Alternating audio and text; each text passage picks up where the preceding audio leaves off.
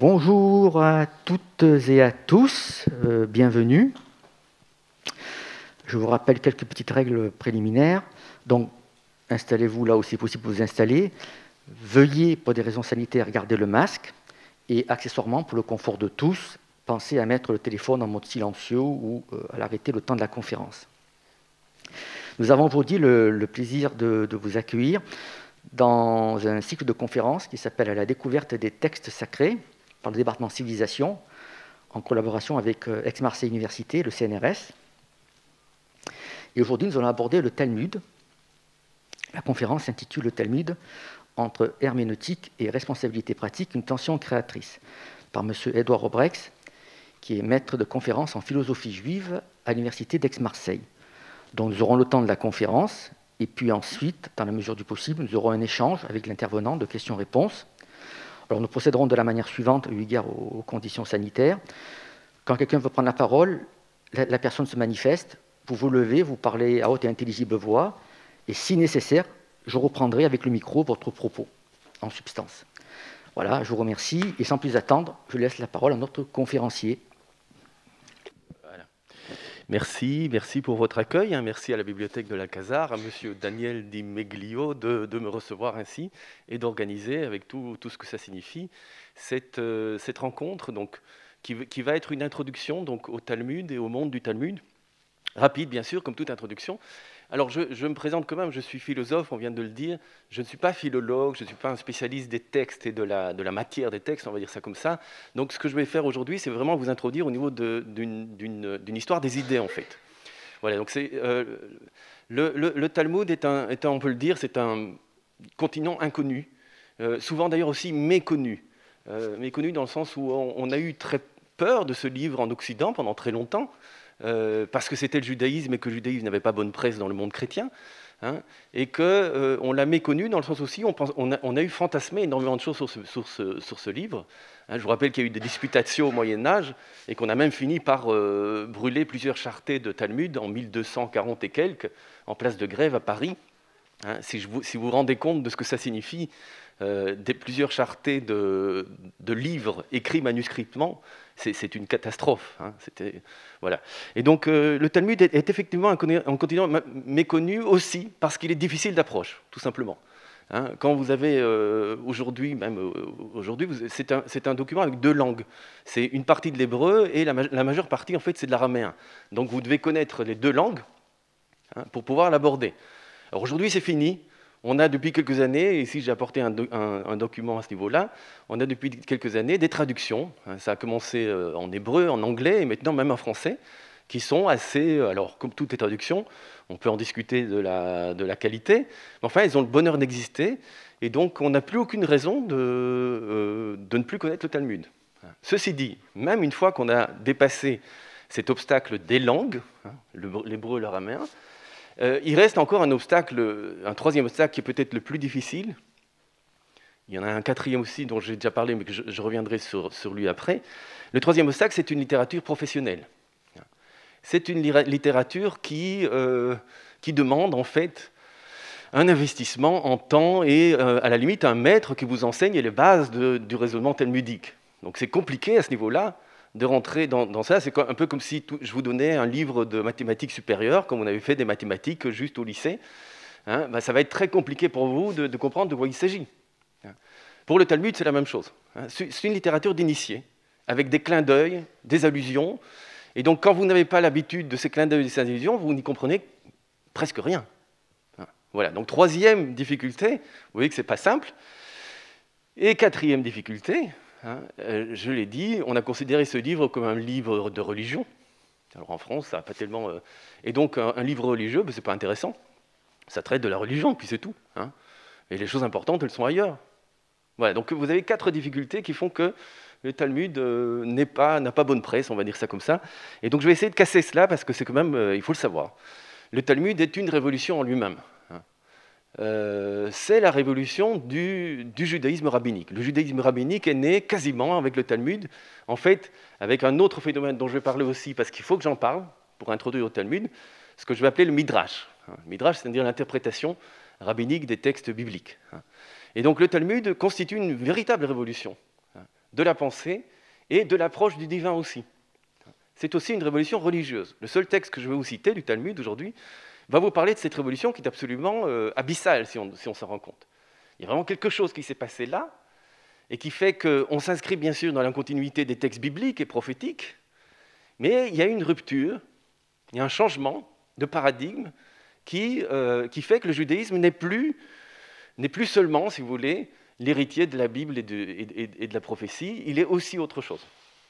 C'est cette révolution dont j'aimerais bien vous parler aujourd'hui et que je vais essayer de vous introduire à cela. Alors maintenant, avant de vous parler donc de cette révolution, des points très, très précis, quand même d'où vient le Talmud, quand ça a été écrit, etc. Voilà. Alors le Talmud comprend deux parties. La première partie, la partie centrale, a été écrite à la fin du IIe siècle et début du IIIe siècle. Elle s'appelle la Mishnah. Mishnah, c'est M-I-C-H-N-A. Okay, la Mishnah est en fait, le premier jet, c'est le premier document du judaïsme rabbinique. On sait que le judaïsme rabbinique existait déjà avant, à travers les pharisiens, à travers les esséniens, à travers d'autres mouvements, mais on n'a pas de document. Et à la limite, quand vous faites l'histoire du judaïsme rabbinique au 1er siècle, vos sources, ça va être le Nouveau Testament. Et oui, parce que c'est écrit à la fin du 1er siècle. Ça va être Joseph, la juge Joseph, qui a écrit, et ça va être Philon. C'est quasiment les seules sources qu'on a pour essayer de reconstituer ce qu'on n'a pas en fait. Le judaïsme rabbinique tel qu'il s'exprime, c'est-à-dire ne se met par écrit, qu'à partir de la fin du IIe siècle. C'est un problème pour les historiens, mais on ne va pas s'arrêter là. Il est clair qu'il y a eu quelque chose avant, et que cette révolution qu'on appelle le judaïsme rabbinique, même si elle a lieu officiellement à la fin du IIe siècle, était déjà dans les limbes bien avant. Voilà, j'espère que vous m'entendez, parce qu'avec le masque... Ah, alors, si personne ne voit d'objection à ce que j'enlève le masque, d'accord, avec votre accord. Donc je ne m'approcherai pas trop des premiers rangs, je vais rester un peu en retrait, mais effectivement ce sera peut-être plus simple et plus audible pour vous de parler de vive voix, comme on dit. Voilà. Donc j'étais en train de vous dire que c'est à la fin du IIe siècle seulement qu'on a écrit la Mishnah.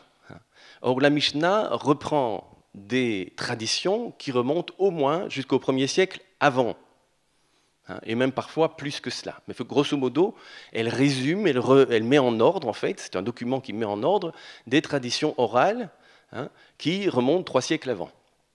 Bon, pourquoi c'est important? Parce que la Mishnah, si vous voulez, est vraiment le premier document. C'est apparemment un texte juridique, et il y a de très bonnes raisons pour ça. Nous sommes à la fin du IIe siècle. Le grand défi du judaïsme à cette époque, c'est l'Empire romain. Et dans l'Empire romain, le droit romain. Le droit romain est une invention absolument géniale dont nous vivons jusqu'à aujourd'hui, dans toutes les civilisations occidentales. C'est vraiment la base encore de nos droits, divers et variés par contre. Et donc, c'est un véritable défi que le judaïsme rabbinique a relevé en écrivant la Mishnah. Ça, c'est de plus en plus, il y a des recherches récentes, dont certains de mes collègues, qui montrent cela, montrent comment la Mishnah donc, essaye de relever le défi, en prenant une partie, elle s'inspire de ce droit romain, et en même temps, elle essaye de trouver d'en faire un droit juif, en fait, de même niveau, mais avec ses différences et ses particularités. Voilà.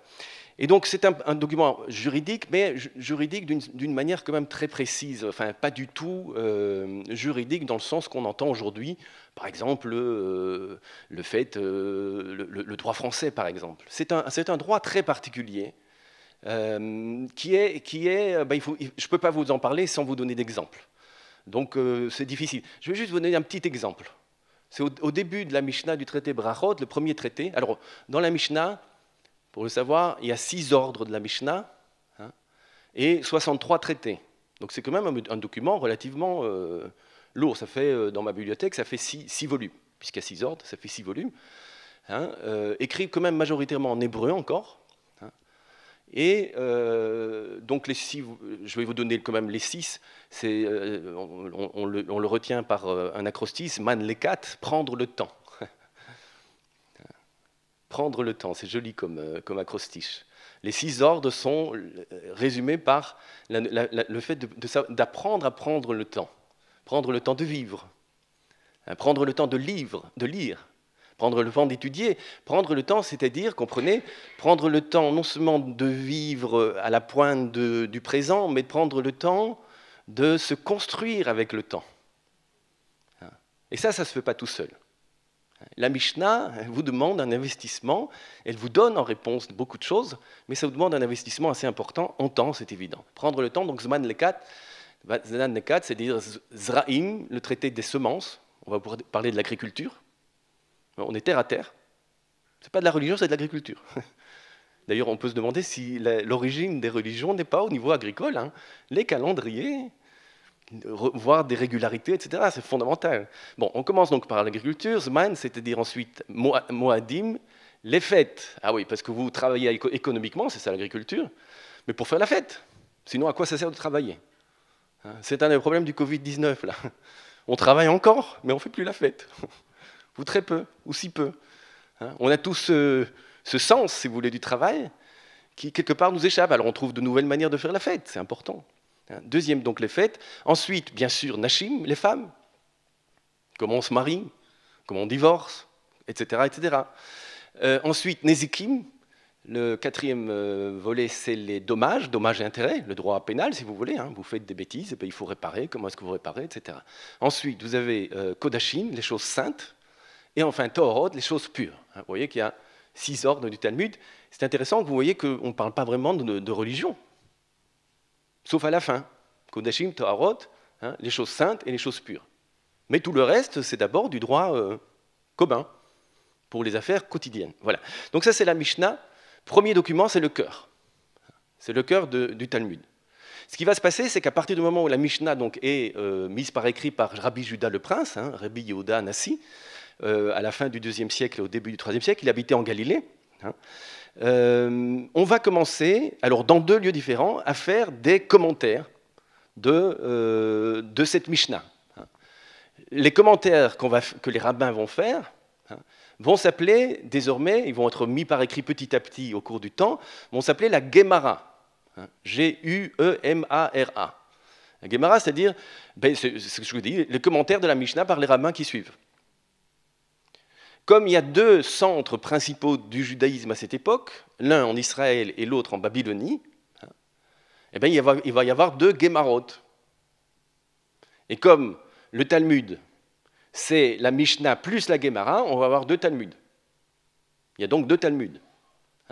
Il y a le Talmud de Jérusalem, qui est la Mishnah, c'est la même pour tout le monde, plus la Gemara qui a été faite en Israël, mais c'était en Galilée, parce qu'à cette époque-là, surtout au début, il était interdit aux Juifs d'être dans le sud, autour de Jérusalem, puisque ça a été interdit par les Romains. Et donc, ça c'est le Talmud, ce qu'on appelle le Talmud de Jérusalem, qui date du 5e siècle à peu près. C'est-à-dire qu'on a mis, pendant 3 siècles, on a commenté la Mishnah, et on a finalement mis ça vers la fin du 5e siècle. On a rédigé ça finalement. Mais de nouveau, vous avez des traditions sur les 3 siècles. Vous voyez que le Talmud de Jérusalem, déjà, ça couvre déjà combien 6 siècles. C'est un document qui traverse le temps. Le Talmud de Babylone lui va continuer plus longtemps. Le Talmud de Jérusalem il est fini très tôt à cause de l'Empire romain qui est devenu chrétien. On commence à avoir des problèmes et finalement les écoles vont fermer et on va donc finir la rédaction de ce Talmud. Le Talmud de Babylone va continuer plus tard. Traditionnellement, on dit jusqu'au 6e siècle. Aujourd'hui, on pense que c'est jusqu'au 7e et même au 8e siècle. Pourquoi? Parce qu'on semble trouver une allusion à l'islam dans ce Talmud. Et si on fait une allusion à l'islam, c'est qu'il est déjà là au moins au 7e siècle et suffisamment important, donc peut-être aussi au 8e siècle. Voilà.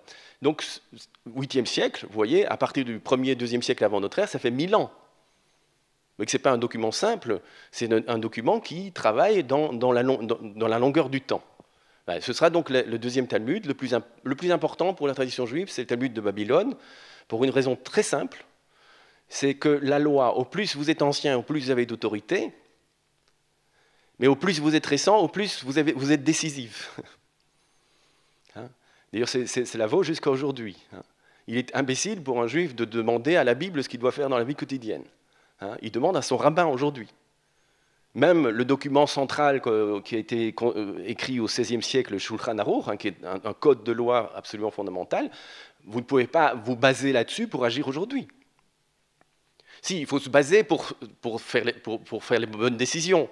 Hein, mais les décisions, c'est les décisions contemporaines. Hein, c'est toujours la décision, ce qui est décisif, hein, c'est les rabbins d'aujourd'hui, c'est-à-dire ceux qui sont capables de tirer le droit de tout ce qui précède, bien sûr.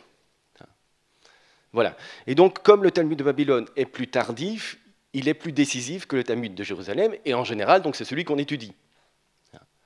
Sachez donc, quand quelqu'un vous dit qu'il étudie le Talmud de Babylone et le Talmud de Jérusalem, c'est quelqu'un de spécial. Ça n'arrive pas à tout le monde.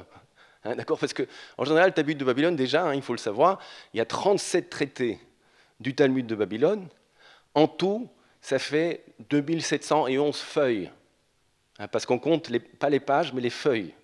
Et donc 2711 feuilles fois 2, ça fait 5422 pages. Quand vous savez ce que c'est une page du Talmud, si vous lisez vite, ça vous prend une demi-heure. Et si vous approfondissez un peu, c'est tout de suite 1 heure. Donc faites le compte, ça fait 5422 heures, rien que pour le lire une première fois. D'accord ? Et pour le connaître et le travailler, vous voyez ce que ça veut dire. C'est énorme, hein ? Donc c'est un document alors historique tout à fait important, parce que vous avez un témoignage ici sur 1000 ans de la vie des Juifs, avec toutes sortes d'échos et de...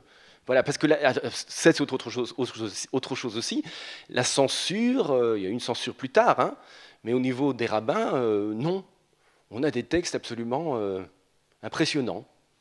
Apparemment, il y a eu de la censure, c'est évident, hein, mais pas trop. Et donc on a une diversité, une pluralité de voix absolument exceptionnelle dans le Talmud. C'est d'ailleurs peut-être une des choses qui caractérise cette littérature. C'est une littérature pluraliste avant l'heure. On pense, nous, avoir inventé le pluralisme au 19e, 20e siècle, 21e siècle. Hein, l'idée de pluralité, etc. Mais le Talmud, il vit la pluralité. Hein, personne n'est jamais d'accord sur un sujet. Hein, comme on dit dans la... C'est une blague, mais ce n'est pas vraiment une blague. Hein. Quand il y a 2 juifs, il y a 3 opinions. Ben ça vient du Talmud. Hein. Et le Talmud fonctionne vraiment comme ça, et j'aimerais vous faire comprendre pourquoi. Voilà. Parce que c'est quand même remarquable, ça. Une littérature pluraliste, c'est-à-dire à l'intérieur même d'un livre, hein, vous avez une pluralité d'opinions qu'on ne départage pas. On ne va pas vous dire « lui a plus raison que l'autre ». On va vous dire « on a décidé comme ça », parfois. Assez rarement, en fait. Et on va souvent, donc la majeure partie du temps, on va laisser les discussions ouvertes, comme si le cœur de ce que cette littérature veut transmettre, c'est la question qui interpelle votre responsabilité pour que vous preniez votre responsabilité sans qu'on vous dise ce qu'il faut faire. Donc dans ce sens-là, c'est une littérature assez remarquable et d'autant plus riche et intéressante par rapport aux défis contemporains. Quelle est la meilleure manière de vivre politiquement ? Faut-il un tyran qui unifie tout autour de lui pour décider à votre place ? Ou faut-il, dans la pluralité, cas un cas, en faisant des compromis qui ne sont pas des compromissions, mais parvenir à sortir des crises qui sont les nôtres pour aller de l'avant ? Vous voyez, c'est deux visions du monde complètement différentes. Et c'est peut-être ça aussi qui est en question, pas seulement, hein, dans le Talmud. Voilà. Donc, 7e, 8e siècle, c'est les rabbins de Babylonie donc, qui terminent. Ça ne veut pas dire qu'on a fini, donc le Talmud est fini. Hein. Ceci dit, les commentaires sur le Talmud, c'est le cœur du judaïsme jusqu'à aujourd'hui. Hein. Donc, vous voyez, le Talmud, qui est donc la Mishnah plus la Gemara, qu'elle soit la Gemara d'Israël ou de Babylonie, c'est ça le Talmud. Talmud de Jérusalem, Talmud de Babylonie. Et c'est vraiment le cœur vivant jusqu'à aujourd'hui du judaïsme rabbinique. C'est important de le savoir. Donc pendant toute l'histoire, jusqu'à aujourd'hui, c'est le centre. Plus même que la Bible. C'est intéressant. Il y a ça aussi, ça fait partie de la révolution talmudique. Il y a une indépendance des rabbins par rapport à la Bible qui est assez effarante. On se demande, et ce que je voudrais vous expliquer, c'est pourquoi, comment ils ont osé. On se demande pourquoi ils ont une telle liberté par rapport à la parole divine, quand même. Parfois, ils contredisent ce qui est écrit dans la Torah. Il y a des cas où ils vous font toute une maseret, tout un traité du Talmud, par exemple, sur la sota. C'est-à-dire la femme soupçonnée d'adultère par son mari, c'est au chapitre 7, je crois, des Nombres. Ils font tout un traité, un gros traité, vous étudiez, ça c'est des pages, c'est des pages, c'est des pages. Et puis à la fin, on vous dit, ah mais de toute façon, on ne le fait plus aujourd'hui. Ça ne se fait plus. Donc pourquoi tu dois discuter de tout ça, puisque ça ne se fait plus? C'est-à-dire qu'en fait, c'est dépassé. Oui, mais attendez, c'est écrit dans la Torah. Oui, mais c'est dépassé. Vous voyez la liberté qu'ils prennent. Je voudrais vous expliquer que ce n'est pas de l'arbitraire. Ce n'est pas du jeu. C'est beaucoup plus sérieux que cela. Voilà. Et donc, une fois que j'ai montré rapidement, si vous voulez, le corpus talmudique, je ne l'ai pas montré, je vous ai apporté ici un volume. J'aurais bien voulu le faire passer dans la salle, mais comme nous sommes avec des... Voilà, j'ai pris la première page ici du Talmud, c'est le traité de Brachot. Vous voyez ça ici, cette partie-là. De l'autre côté, c'est la traduction française, parce que vous avez une traduction française, je vous l'ai dit. Et le Talmud lui-même, c'est vraiment le cœur du texte, c'est-à-dire ce qu'il y a au centre. C'est en fait la Mishnah plus la Gemara dans ce cas-ci. Et puis autour de ça, vous avez les commentaires, le commentaire de Rashi à droite, le commentaire des Tosafot au Moyen-Âge, les petits-fils de Rashi, etc., à gauche, et puis d'autres commentaires dans les marges encore. Vous voyez, c'est pour vous dire, c'est un texte qui n'a pas... Alors, il est figé, grosso modo, depuis le XVe siècle, XVIe siècle, depuis l'imprimerie. Mais en fait, il y a des éditions différentes où on ajoute des commentaires, où on retranche certains commentaires. Pourquoi? Parce que de nouveau, c'est un travail de lecture. Le Talmud, c'est le travail de l'intelligence. Et les rabbins ne nous ont pas facilité la tâche. Ils n'ont jamais essayé dans le judaïsme de vendre le judaïsme aux rabbins. Ils ont mis toujours la barre très très haut. Parce que je pense, moi, mais c'est mon interprétation personnelle, construire l'humain, c'est jamais facile. Et si vous mettez la barre trop bas, ça va engendrer des catastrophes. Donc il faut construire l'humain par le haut et pas par le bas. D'où une exigence très forte d'intelligence et d'humanité, les deux en même temps. Voilà, donc une fois que j'ai parlé de ce corpus, il y a 37, ici, dans cette édition-là, on ne l'a pas encore complètement en français. Moi j'ai la traduction avec l'hébreu, je n'ai pas compté combien de volumes j'ai, je crois que j'ai 60, 70 volumes de cette taille-là. Vous voyez, c'est des gros volumes. Donc, vous pouvez prendre le temps. Ok, une fois que j'ai dit ça, maintenant je voudrais vous raconter quelle est cette révolution talmudique. Vous la remettre en fait dans l'histoire des idées. C'est ce que j'aime faire, je suis philosophe. Donc, quelle est l'histoire des idées? Qu'est-ce qui s'est passé pour que le Talmud aille si loin? Et je terminerai, j'espère, avec un texte qui est important. Je me rends compte que j'ai oublié de vous donner un exemple avec la Mishnah, mais... C'est pas grave, j'en reparlerai peut-être après, à propos du droit, que le droit n'est pas le droit que nous connaissons dans nos contrées, parce que c'est un droit beaucoup plus souple. C'est intéressant, la halakha. Je vous donne juste cet exemple, j'avais oublié de vous le donner, c'est l'exemple au début du traité de Brachot, c'est Rabban Gamliel qui enseigne à ses élèves. Il enseigne 3 choses différentes, et puis chaque fois après, il fait l'inverse. Autrement dit, il enseigne à ses élèves quelle est la loi, qu'est-ce qu'ils doivent faire, et puis chaque fois, il fait l'inverse. Alors par exemple, un jour, il perd sa femme meurt. Et il avait enseigné à ses élèves que celui qui est en deuil ne se lave pas. Il ne se lave pas. Parce qu'il est en deuil, il doit montrer qu'il est en deuil, et donc pour assumer son deuil, il doit physiquement ne pas se laver. Et puis il se lave, le premier soir. Alors ses élèves viennent lui dire, mais notre maître, tu as dit que, et puis tu fais là juste l'inverse. Et il répond, et alors c'est intéressant parce que le Midrash reprend le terme grec, mais je suis asthénique. Autrement dit, moi je suis faible physiquement et j'ai besoin de prendre une douche. Je ne sais pas si c'est une douche, mais de se laver. J'ai besoin de me laver parce que sinon je ne tiens pas le coup, quoi. Ouais, c'est des exemples charmants. Il y a 3 exemples comme ça, qui nous apprennent quoi? Qu'il y a ce qu'on enseigne, c'est-à-dire la loi, et puis il y a la réalité. Alors, la loi elle est importante parce qu'elle oriente votre réalité. Mais la réalité, elle doit laisser la place à la personne. Et donc vous voyez que l'interprétation du droit ici, et ce n'est pas pour rien qu'on le met au début de la Mishnah, c'est un avertissement.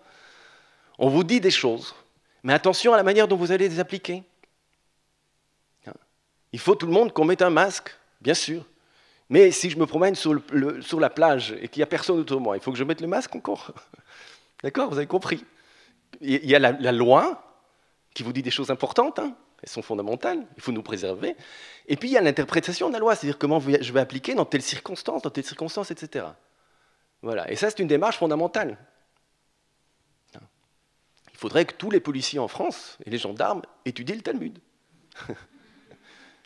Ce serait plus simple quand on est dans la rue, on saurait à qui on a affaire, on peut lui dire, voilà, un argument talmudique, c'est intéressant. Bon, bref. Voilà, je vais revenir maintenant à l'histoire des idées. L'histoire des idées, c'est que le Talmud, en fait, c'est un document, c'est un texte midrashique, c'est du midrash. Le midrash, je l'ai dit, c'est l'interprétation rabbinique des textes bibliques. Pourquoi, tout d'un coup, avec le judaïsme rabbinique et le Talmud, le midrash devient central? Pourquoi? Parce qu'auparavant, il y avait la prophétie. Les textes bibliques, c'est d'abord des textes prophétiques. Que ce soit le Pentateuque, Moïse, que ce soit les prophètes classiques, Isaïe, Jérémie, etc., ou même ceux qui ont été écrits comme les livres de Juges, Josué, Samuel, sont considérés comme des écrits prophétiques. Autrement dit, le cœur de ces écrits bibliques, je vous rappelle que la Bible, c'est aussi sur 1000 ans, hein, quasiment. Grosso modo, le premier document qu'on a, le Cantique de Déborah, les historiens sont d'accord, 11e siècle avant notre ère, hein, et les derniers, c'est 1er siècle avant, grosso modo. 2e, 1er siècle avant. Donc ça fait aussi 1000 ans. Donc la Bible, c'est ta biblia en grec, hein. C'est les livres, c'est pas le livre. C'est les livres, c'est une bibliothèque. Comme on est à la bibliothèque de l'Alcazar, il y a beaucoup de livres. Et au plus il en a, au plus la bibliothèque est riche. Dans le bon sens du terme. Riche intellectuellement. La même chose pour la Bible. Il y a des livres qui sont parfois contradictoires, qui discutent entre eux. C'est fondamental de penser ça. Je vous renvoie ça à un philosophe protestant, Paul Ricoeur, qui a très bien écrit là-dessus, sur la plurivocité de la Bible, des articles tout à fait intéressants et importants. Voilà, ça c'est la Bible. Mais grosso modo, le cœur de la Bible, c'est la prophétie, c'est-à-dire Dieu qui parle aux hommes. D'accord? Ben, c'est le cœur de toute religion. Hein. Dans toute religion, quel est le cœur de la religion? Ben, c'est la relation avec le ou les dieux, ou avec les esprits, ou avec les ancêtres, tout ce que vous voulez. C'est ces relations qui vont permettre à l'homme d'avoir une information, si vous voulez, qui l'oriente. Je ne suis plus tout seul, il y a quelqu'un qui me dit, ben voilà, il faut aller de ce côté-là ou de ce côté-là. Hein, c'est ce qu'on fait tous quand on lit nos horoscopes, c'est écrit dans les étoiles. On ne se rend pas compte de ce qu'on fait, mais on lit notre horoscope. Qu'est-ce que c'est un horoscope? Ça veut dire que vous êtes écrit à l'extérieur de vous. C'est affreux. Je ne suis pas moi-même, ce n'est pas ma vie, c'est écrit à l'extérieur de moi. Tout est décidé, c'est pire que l'administration. Et on regarde ça avec plaisir, alors qu'on sait bien que l'administration, c'est... Mais non, là, tout est écrit à l'extérieur de vous-même, votre destin. Ça me permet de souffler, hein, de me dire, bon, c'est mon destin. Bon, bref, pourquoi je vous dis l'horoscope? Donc tout ça parce que ça correspond à ce désir de l'homme profond, hein, d'être orienté, guidé dans sa vie par rapport à des questions qui sont de vraies questions et auxquelles on est tous confrontés. On a parfois des choix à faire qui sont extrêmement difficiles. Donc on aimerait bien aller voir madame, je sais pas, madame avec sa boule de cristal, ou, vous voyez, ou quelqu'un qui a une intuition de ce qu'il faut faire. Jusqu'à aujourd'hui, c'est très présent. Bon, donc la prophétie est le centre. Cette prophétie, dans la prophétie classique, je parle des prophètes, des grands prophètes, construisent tout cela autour de la notion de justice. Pour eux, l'exigence fondamentale de Dieu, pour l'homme, c'est la justice. Soyez juste et tout ira bien. Si vous êtes injuste, votre société va se détruire de l'intérieur, vous ne pourrez plus faire face aux crises, vos ennemis vont vous envahir, et un jour vous irez en exil. Et vous payerez, ce sera que justice, le prix de vos fautes. Et comme vous aurez payé à l'extérieur le prix de vos fautes, un jour Dieu vous ramènera sur votre terre, et ce ne sera que justice.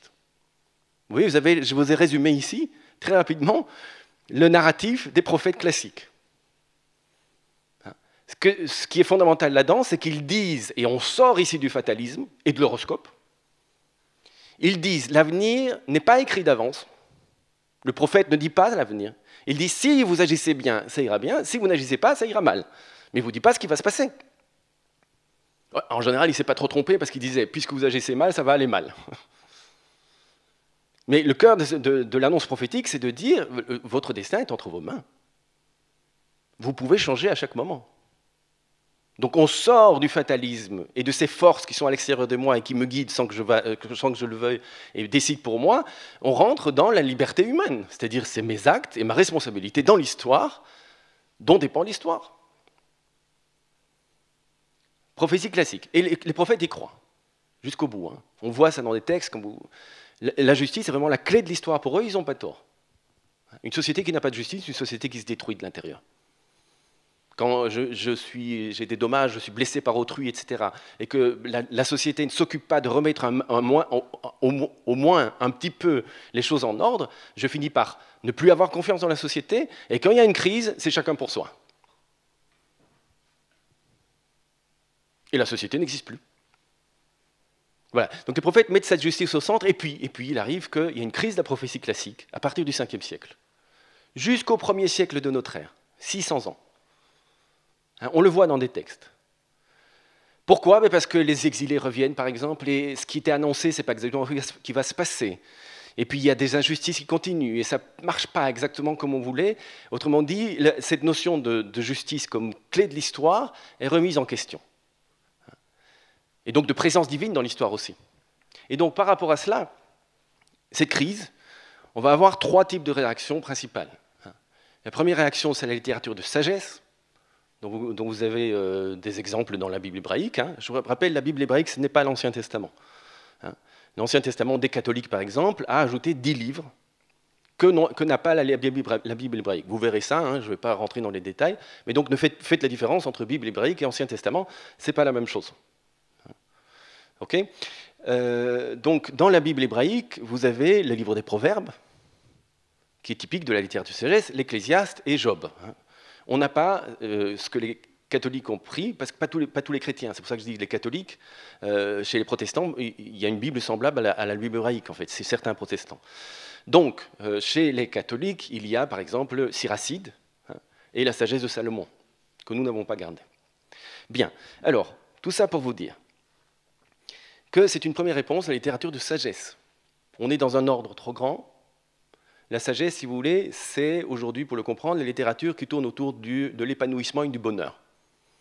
Comment, dans un monde trop grand, trouver sa place en étant cool, en surfant sur la vague, en n'allant pas trop loin au-delà de ses limites, en se connaissant, en étant bien à sa place, littérature de prudence.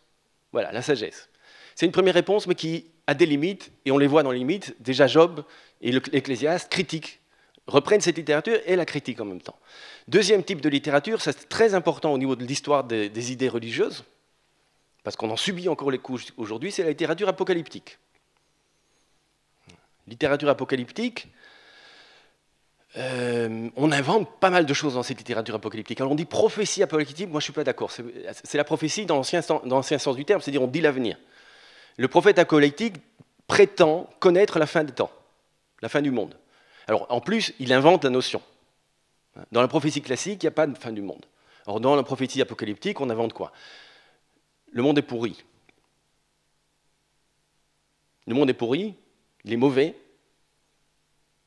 Pourquoi? Parce qu'il est dirigé par le diable. Le diable, il n'y a pas dans la littérature hébraïque classique, et même pas dans l'Apocalypse de Daniel qu'on a retenu, ça ne se trouve pas dans le judaïsme, le diable. Le diable, c'est un ange révolté, on ne sait pas ce que c'est dans le monothéisme. Donc le monde est régi par le diable, il est mauvais, il est pourri, tous pourris, hein, comme on dit aujourd'hui. Hein, et donc il va à sa destruction. Il faut qu'il soit détruit, c'est pas qu'il va à sa destruction, il faut qu'il soit détruit, parce que l'injustice prévaut dans le monde. Et qu'on n'a plus, pour le prophète, l'apocalypticien, on n'a plus la capacité de rédimer le monde. Il faut qu'il y ait un nouveau cieux et une nouvelle terre qui surgissent de l'ancien, qui sont définitivement dépassés. Donc, littérature de désespoir, hein, qui va inventer aussi, donc, puisque le monde va disparaître, la résurrection des morts, le jugement dernier, le paradis, l'enfer et la notion de salut comme centrale. Tout ça, c'est une invention apocalyptique. Mais ça va avoir énormément d'influence, d'abord sur le christianisme, ensuite sur l'islam. Et le problème de cette littérature apocalyptique, c'est son dualisme. Qu'est-ce que c'est ça, le diable? Le diable, c'est un ange révolté. Mais ce que ça veut dire, c'est un ange révolté. Hein, imaginons le soleil. Hein. Le soleil envoie des rayons. Eh bien, il y a des rayons qui se révoltent contre le soleil. De quoi tu parles? Ça veut dire quoi, ça? Ils sont les envoyés du soleil. Le soleil fait ce qu'il veut, c'est lui, la cause. Et eux ne sont que les effets, ils ne peuvent pas se révolter. Ça n'a pas de sens. D'accord? Dans un monothéisme normal, le dualisme n'a pas de place. On vous le dit dans Isaïe 45, Dieu qui crée le mal. Ouais, alors là, c'est difficile à comprendre. Hein. Mais tout vient de la même source, donc on n'est pas d'ange révolté, le diable. Le dualisme est très grave parce que dans le dualisme, on va vous dire où est le mal. Et quand le mal a une adresse, il faut le détruire. Hein. Et je vous donne légitimité pour aller le détruire, c'est-à-dire faites la guerre. Et si c'est le monde qui est mauvais, il faut détruire le monde. Et si c'est seulement les infidèles, il faut détruire les infidèles. On les égorge, on les décapite même. Parce qu'on sait où est le mal. Vous voyez l'influence de ce genre de vision religieuse du monde, hein, qui est extrêmement, tentante, parce que ça simplifie tout. Enfin, je sais où est le mal, il est à l'extérieur de moi. C'est pas moi. Je suis nettoyé. Ma conscience, alors que j'étais une petite crapule qui a fait des sales coups, ma conscience tout d'un coup est libérée du poids de sa culpabilité, et je suis dans le camp des bons. Et je vais nettoyer le monde de ces scories affreuses qui sont là-bas. On va déshumaniser l'autre. Bon, bref, l'Apocalypse, chez nous, dans la tradition biblique, hein, la Bible hébraïque, on n'a gardé qu'une Apocalypse très modérée. Il n'y a même pas de fin du monde vraiment, il n'y a pas d'enfer non plus. C'est encore dans les limbes et ça va devenir beaucoup plus grave après. Ce que je vous ai décrit, c'est l'Apocalypse dans ses tendances les plus dualistes. Par exemple, vous avez une Apocalypse de Jean, hein, chez les chrétiens, qui est déjà plus violente que l'Apocalypse de Daniel, mais en fait, elle n'est pas dualiste. Il y a des tentations, mais pas encore complètement. Les vrais apocalypses, c'est ailleurs, c'est dans d'autres livres qui n'ont pas été retenus. Voilà, donc deuxième réponse à cette crise de la prophétie, après la sagesse, l'apocalypse. L'apocalypse, les rabbins ont essayé de s'en passer, on a gardé une petite, modérée. Il faut garder ça dans les temps de désespoir, mais surtout pas la mettre en pratique.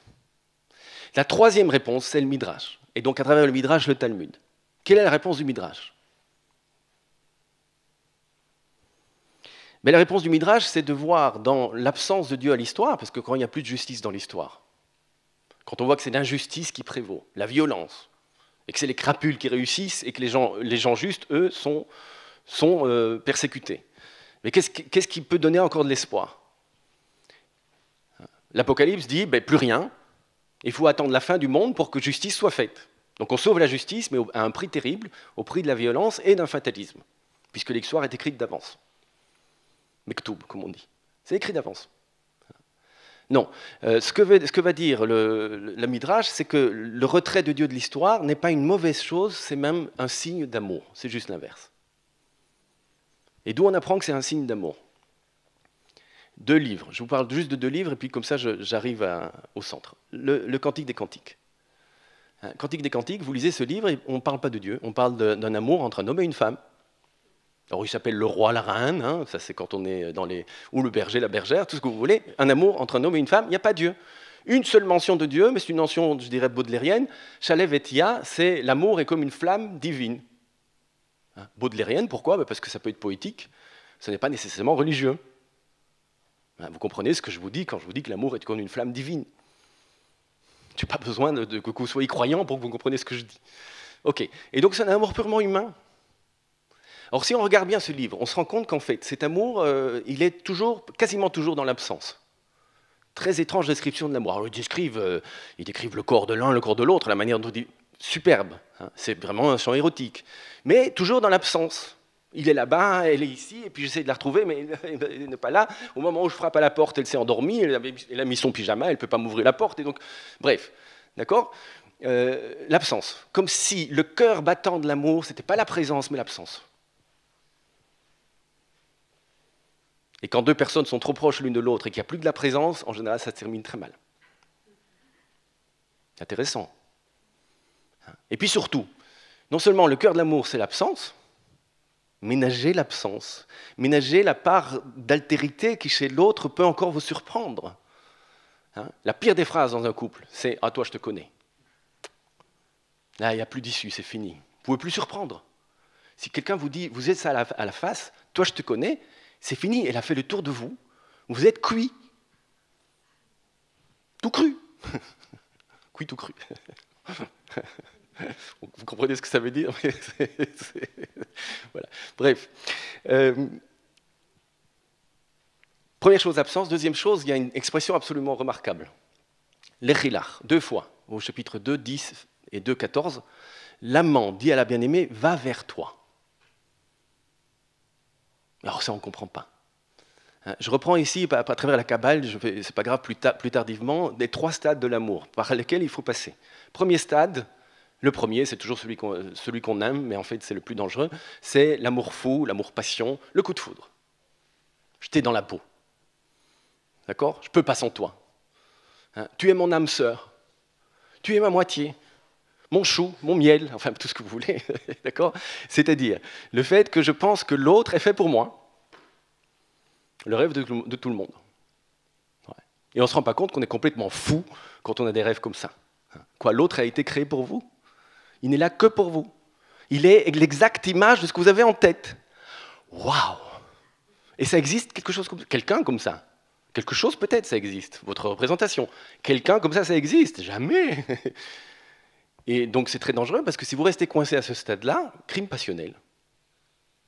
Comme tu es que mon satellite, mon âme sœur, si tu dévies un peu, tu me trahis. Et face à cette trahison odieuse, j'ai tous les droits, y compris celui de te tuer. C'est l'amour fusion. L'amour fusionnel. On passe tous par là, vite, passez, allez ailleurs, ne restez pas là. L'autre n'est pas là pour vous. Alors ça, c'est difficile, bien sûr. Il a sa vie propre. Oui, il a sa vie propre. Deuxième expression de l'amour. Viens vers moi. Boy Eli. Viens vers moi. C'est-à-dire, je reconnais qu'il y a une distance, mais malgré la distance, donc tu n'es pas la faite pour moi, je voudrais qu'on fasse un bout de chemin ensemble. Viens vers moi. Je reconnais la distance, mais en général, la majeure partie des couples vivent là. Troisième expression, c'est celle qu'on trouve dans le Cantique des Cantiques. Va vers toi. Alors là, c'est un amant qui dit à sa bien-aimée, écoute, va vers toi-même, peut-être qu'on se rencontrera encore. Oh. C'est presque impossible. Et pourtant, c'est peut-être ça le cœur de l'amour. Je suis prêt à renoncer à toi, l'important c'est que tu sois toi-même. Facile, même pas facile entre parents et enfants. Mais alors entre amants et bien-aimés, oulala. Et c'est pourtant ce que nous enseigne le Cantique des Cantiques. Bien. Alors maintenant que je vous ai donné une petite clé du Cantique des Cantiques, mettez ce qu'on fait toujours à la tradition juive, aussi bien chrétienne d'ailleurs. Dans le mari, vous voyez Dieu, et dans la bien-aimée, vous voyez le peuple d'Israël.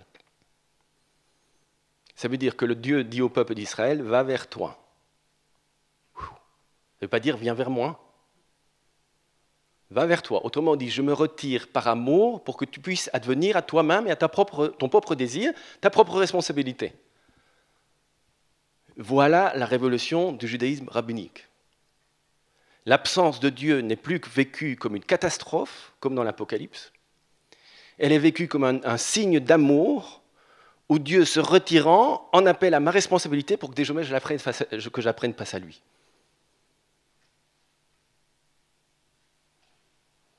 Et on voit ça dans le livre d'Esther. Alors j'en parle rapidement, mais Esther, c'est un empire avec une administration pléthorique et absolument...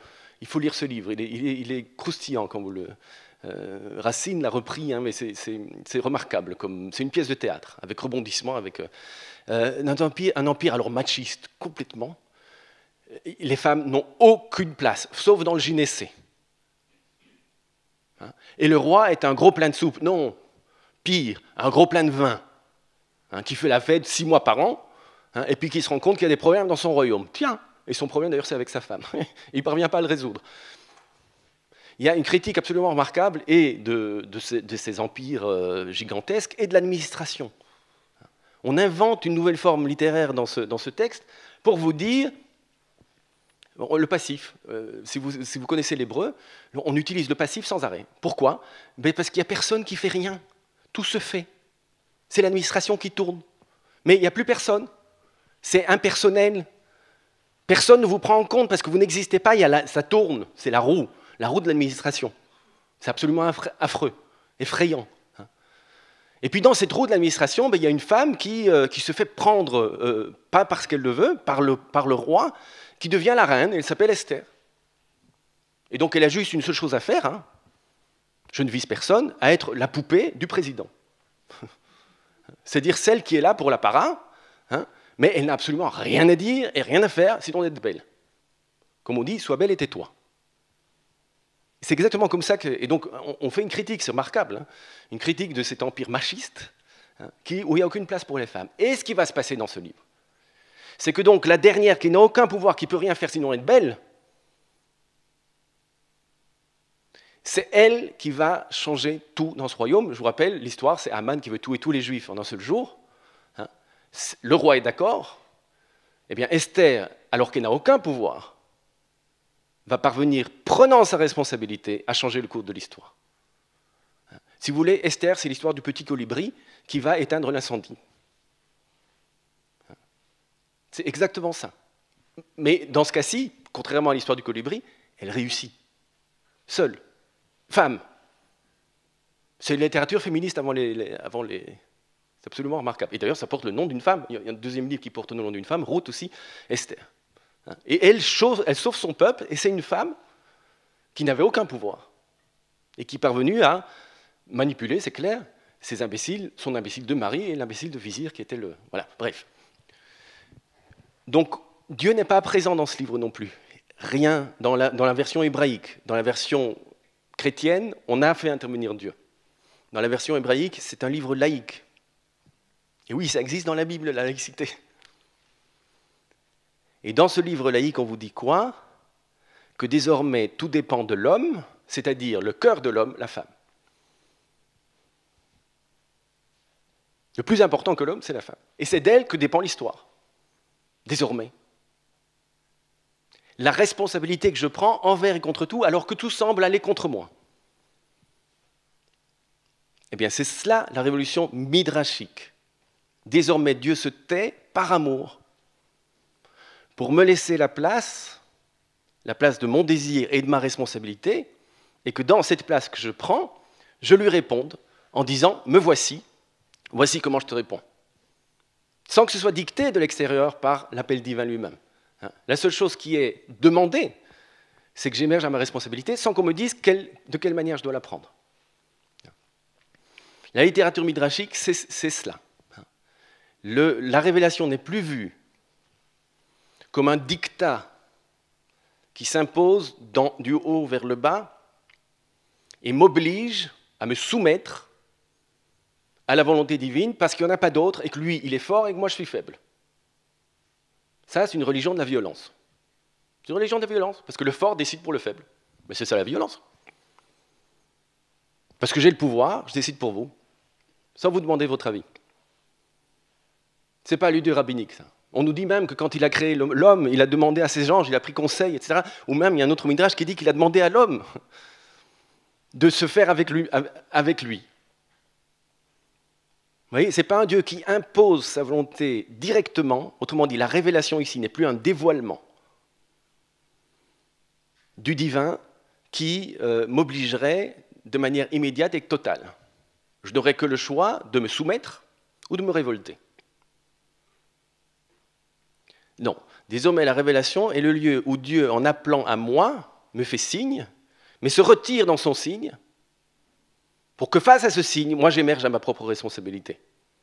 Ça, c'est le cœur du Midrash et c'est le cœur du Talmud. Désormais, c'est l'homme, dans sa responsabilité, qui est le maître de l'histoire, face à Dieu, bien sûr. Mais sans lui et sans compter sur lui, même sans compter sur les miracles. Dans le Talmud, on vous dit « Lo somrim alanes ». On ne se repose pas sur les miracles, c'est interdit.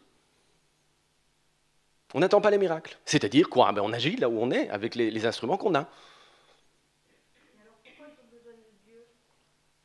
Parce qu'on a besoin de Dieu pour qu'il puisse se retirer, et c'est dire, le cœur de tout cela, c'est qu'il nous appelle à notre responsabilité. Ma responsabilité n'est pas un choix que je fais moi-même parce que j'ai envie ou que je n'ai pas envie. Non. Le cœur de l'humain, en fait, c'est cette interpellation qui lui vient de l'extérieur et qui, quelque part, l'oblige à sa responsabilité. Ça, on ne le choisit pas pour la télé. C'est la seule chose qu'on ne choisit pas.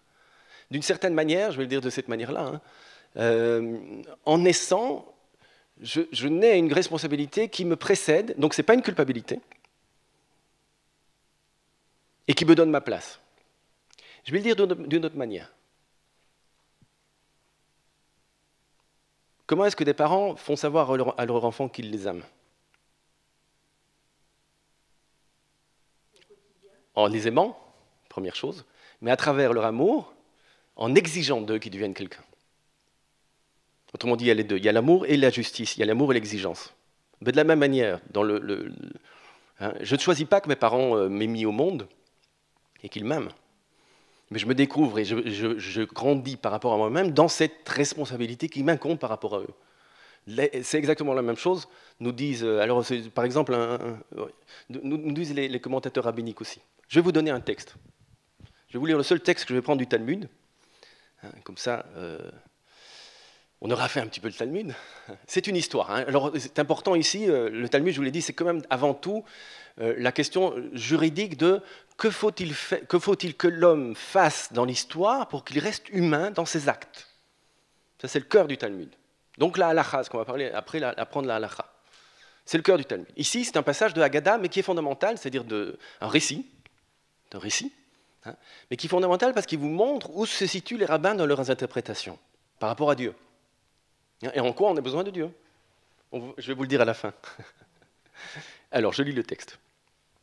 On est dans le traité, alors c'est TB, TB ça veut dire Talmud de Babylone. Si vous avez TY, c'est Talmud Yerushalmi, le Talmud de Jérusalem. C'est dans toutes les citations, d'ailleurs c'est très facile. Vous mettez TB, ça suffit. Ici c'est Baba Metzia, un des traités du Talmud. Et 59b. Ça, c'est une chose qui est fantastique. Vous ne devez pas mettre plus, vous ne devez pas mettre quelle édition.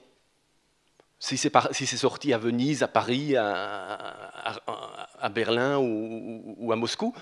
Non, ça suffit. Pourquoi ça suffit? Parce que depuis la première édition du Talmud, la première fois qu'on a imprimé le Talmud, on a gardé dans toutes les éditions la même pagination. Et donc, il vous suffit de dire la page, ici 59b. Comme c'est A ou B, c'est dire recto verso. Ce n'est pas la page, en fait, c'est la feuille. Je vous ai dit, on compte par les feuilles. Et donc, c'est la feuille 59, le verso du traité Baba Metzia. Donc, TB, Baba Metzia, 59b. Voilà.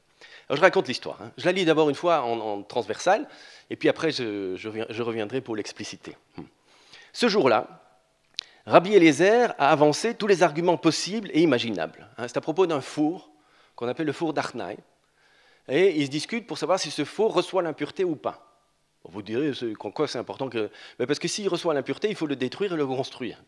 Et pour la ménagère, c'est un peu compliqué. Chaque fois qu'elle fait la cuisine, il faut... c'est un nouveau four, nouvelle technique.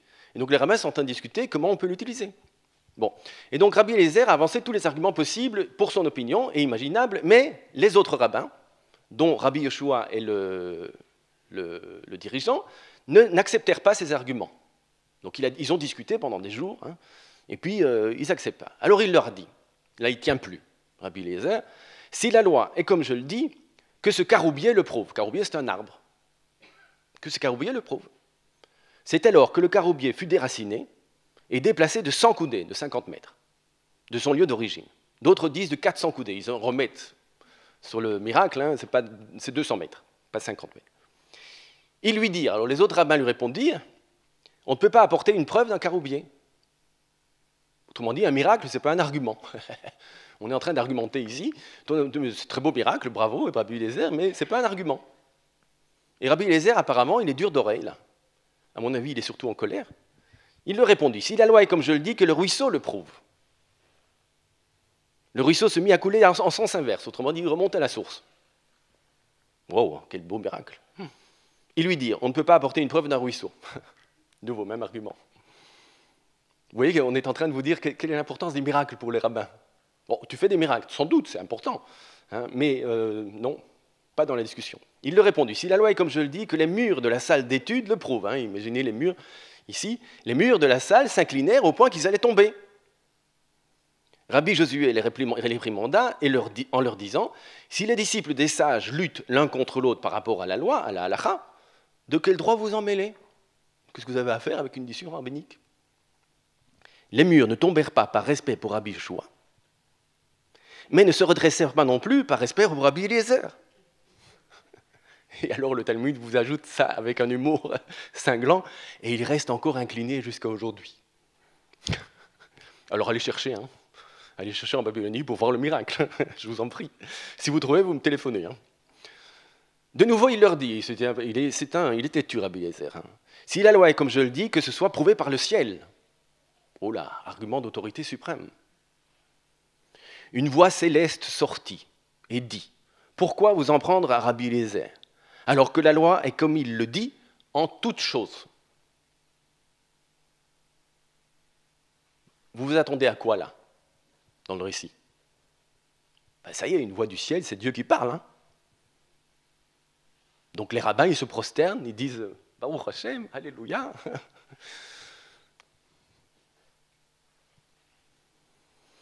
Rabbi Josué s'est levé sur ses pieds et a dit « La Torah n'est pas dans les cieux ». Et il cite un verset du Deutéronome 30, 12. « Lo bashamaim hi ». Elle n'est pas dans les cieux. Alors le Talmud, comme s'il ne le savait pas, que signifie le fait que la Torah n'est pas dans les cieux? Rabbi Yirmiya a dit « Elle a déjà été donnée au mont Sinaï. Dès lors, nous ne prenons pas en compte des voix célestes, car Dieu lui-même a écrit dans la Torah au mont Sinaï de suivre l'avis de la majorité, Exode 23, 2.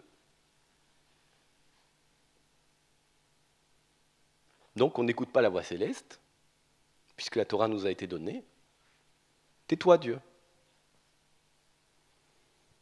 Rabbi Nathan rencontra par la suite le prophète Élie. Alors, vous savez, le prophète Élie, dans la tradition rabbinique, c'est l'ascenseur. Je vous rappelle que dans la tradition biblique, Élie n'est pas mort, il est monté au ciel. Et donc, il est monté, il est pour descendre. Et donc, pour la tradition rabbinique, mystique en général, Élie, c'est l'envoyé qui fait le lien. Et donc, Rabbi Nathan rencontra par la suite le prophète Élie et lui demanda « Qu'a fait Dieu à ce moment-là » quand même, la question. Il envoie une voix, il parle donc. Et puis, en arabe, on lui dit il a ri. Voilà, que fait Dieu désormais dans l'histoire? Il rigole. D'abord, c'est un Dieu qui a de l'humour. Moi, j'adore ce texte.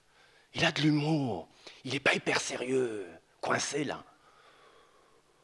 Il rigole, il sait rigoler. C'est fantastique ça.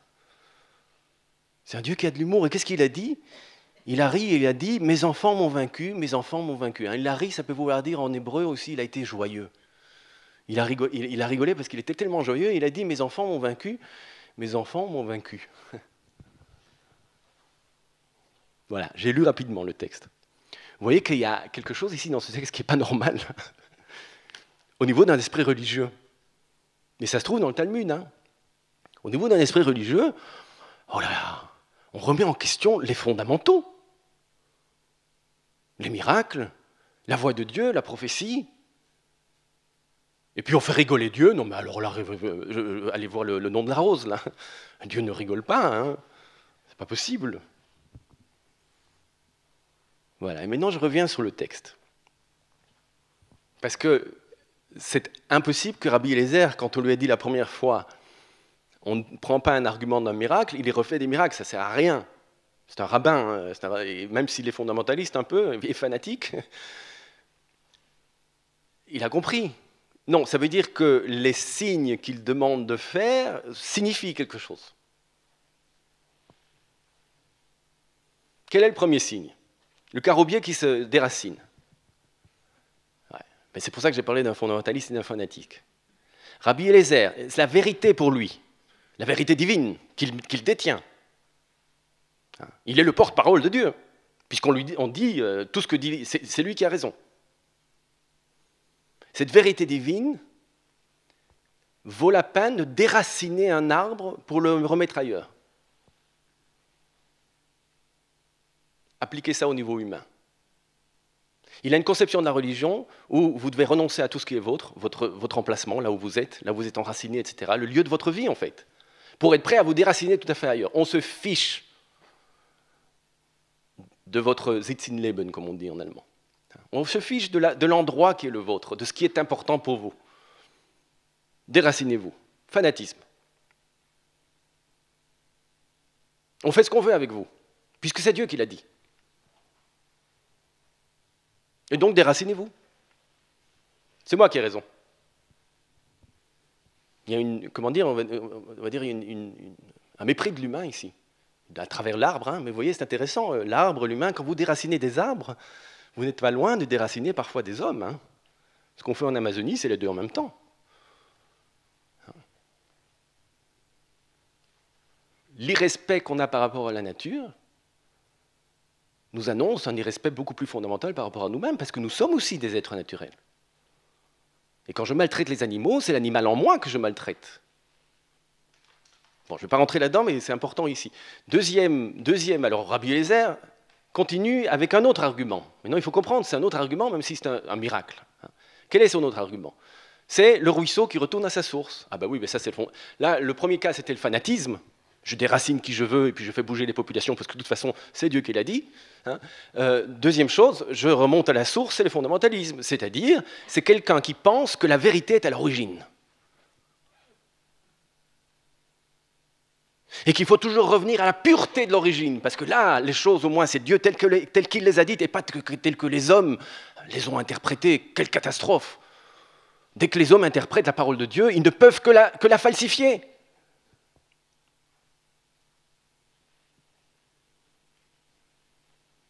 Ils la rendent impure.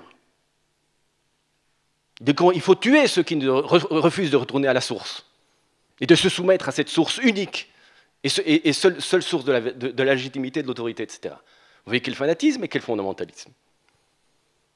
Il en remet. Et puis, troisième argument, là c'est encore pire, vous voyez qu'on monte dans la violence de Rabbi Eliezer par rapport à ces... Il dit que les murs de cette maison d'études tombent, et ils commencent à tomber. Autrement dit, sa volonté, c'est en fait de casser, je dirais aujourd'hui, l'université. Casser les lieux où on est intelligent. Casser les lieux où on cultive l'esprit critique, où on cultive le retrait, la prudence, la culture. On va casser tout ça. À ce moment-là, Rabbi Yoshua dit, mais qu'est-ce que vous intervenez dans une discussion de rabbin? Et alors regardez, ça c'est superbe. Et les murs ne tombèrent pas par respect pour Rabbi Yoshua, mais ils ne se remirent pas droit par respect pour les juifs. Et ils sont encore toujours comme ça. Ça c'est le plus remarquable.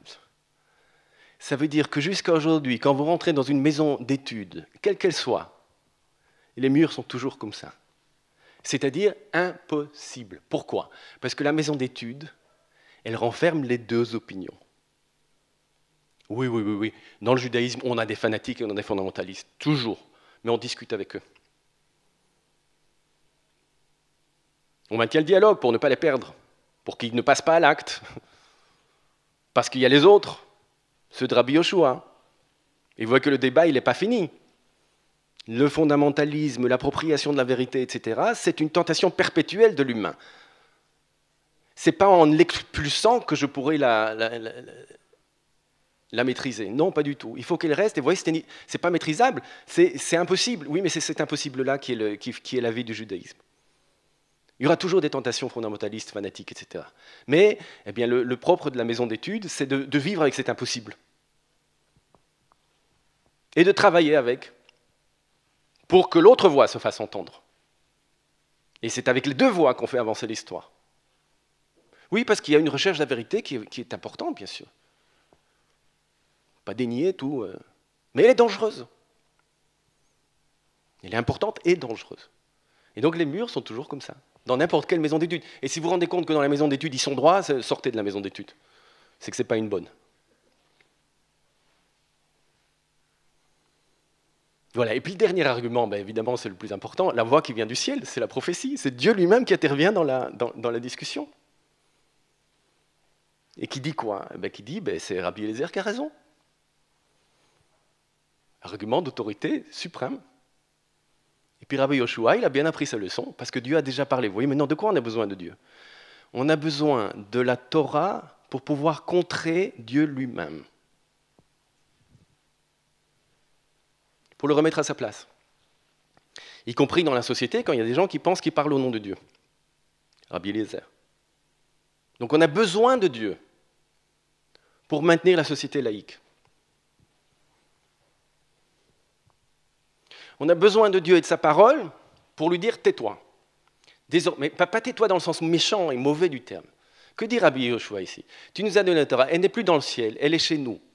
Qu'est-ce qui est important maintenant quand elle est chez nous? Mais c'est-à-dire que toi, tu nous as exprimé ta volonté, on a les signes. Mais maintenant, c'est à nous de la recevoir là où on est.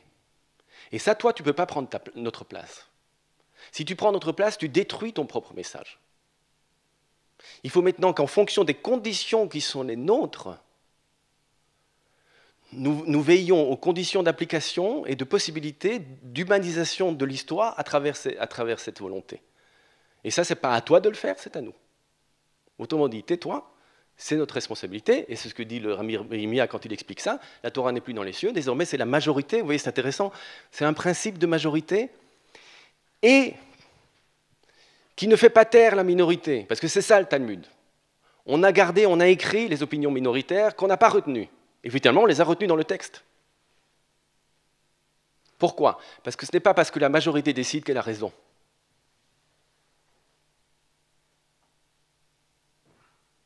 C'est parce que c'est la majorité décide que je la respecte. Parce que c'est la majorité. Mais ce n'est pas pour ça qu'elle a raison. Et il se peut que l'opinion minoritaire, à une autre époque, à un autre moment, devienne majoritaire, parce qu'à ce moment-là, c'est l'autre opinion qui doit s'imposer. Et donc, aucune majorité n'est définitive. Vous voyez que c'est un principe quasi démocratique ici. Ce n'est pas démocratique, hein, il faudrait parler ici de démosophie. Voilà, j'ai jamais pensé à ça. Hein, c'est les sages, ou je sais pas comment dire, sophocratie, voilà. Sophocratie. C'est la force aux sages, en fait. C'est la majorité des sages. C'est-à-dire ceux qui ont étudié, qui sont suffisamment en principe intelligents pour prendre des décisions justes. Pas évident. Voilà. Et donc, c'est la majorité qui décide, ce n'est plus Dieu. Parce que c'est la majorité qui peut, connaissant les conditions de vie qui sont les nôtres, peut prendre la juste décision. Et donc, une fois que Rabbi Josué a dit cela, eh bien, on pose la question, quelle est la réponse de Dieu? Et alors, à notre grande surprise, Dieu, il n'est pas fâché, il rigole et il dit « mes enfants m'ont vaincu », c'est-à-dire, il réagit comme un père dont la seule volonté, c'est que ses enfants le dépassent. C'est-à-dire qu'ils occupent une place que lui ne peut pas occuper. C'est la nôtre. Et vous voyez pourquoi j'ai besoin de Dieu? Parce que là où je suis, il n'y a pas d'absolu. Il est extérieur à moi. Je dois apprendre à vivre face à l'absolu, mais jamais en me confondant avec l'absolu. Parce que ça, c'est la fin de l'humanité. Je retourne dans le fanatisme de Rabbi Eliezer. Et donc, j'ai besoin de Dieu pour savoir qu'il est à l'extérieur de moi, que je vis face à lui. Il y a une exigence absolue, oui, infinie, en fait, face à moi. C'est elle qui me fait vivre.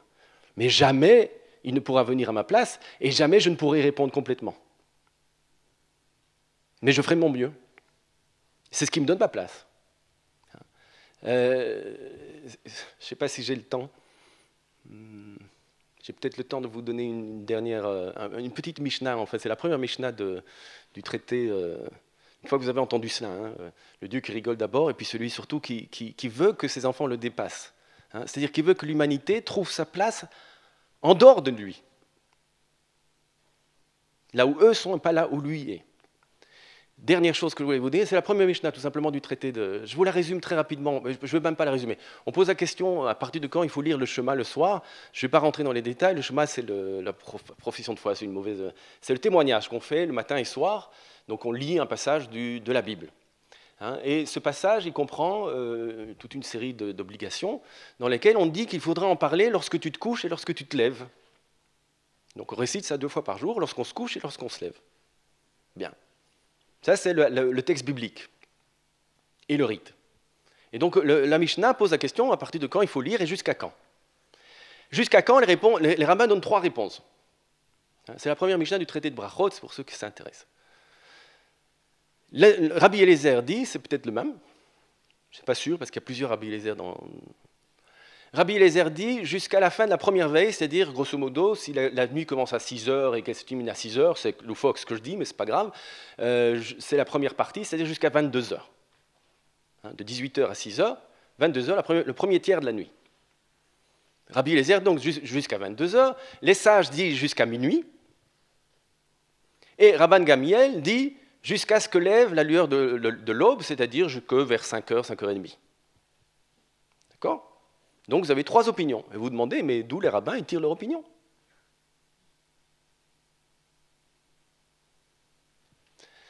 Ben, c'est la Guémara qui, dès le début, pose la question d'où parle le rabbin. Et il nous fait savoir qu'il parle, en commentant le verset dont je vous ai parlé, en Deutéronome 6, tu parleras de ces choses lorsque tu te couches et lorsque tu te lèves. Très bien. Et maintenant, c'est tout ce que vous dit la Guémara. Mais la Guémara est en train de vous dire, en fait, que les rabbins discutent parce qu'ils font du midrash. Je vous ai dit que le Talmud, c'est du midrash. Les rabbins discutent parce qu'ils font du midrash sur le verset. Et ils ne sont pas d'accord sur l'interprétation de quoi? Lorsque tu te couches. Qu'est-ce que c'est lorsque tu te couches? Et si vous réfléchissez, vous avez 2 possibilités. La première possibilité, c'est lorsque tu vas te coucher. Donc, jusqu'à 10 heures. On n'avait pas la télévision, Internet, etc. Donc, le soleil se couche à 6 heures. Vous faites quelque chose encore à la lueur de la bougie, mais après, vous allez dormir. À 10 heures, tout le monde va dormir. D'accord? Donc, lorsqu'on va se coucher, c'est jusqu'à 10 heures, 22 heures. Par contre, deuxième interprétation possible, lorsqu'on est couché. Lorsqu'on est couché, c'est toute la nuit. Depuis le soir jusqu'au matin, jusqu'à ce que se lève la lueur de l'aube. Donc, deuxième interprétation, lorsqu'on est couché.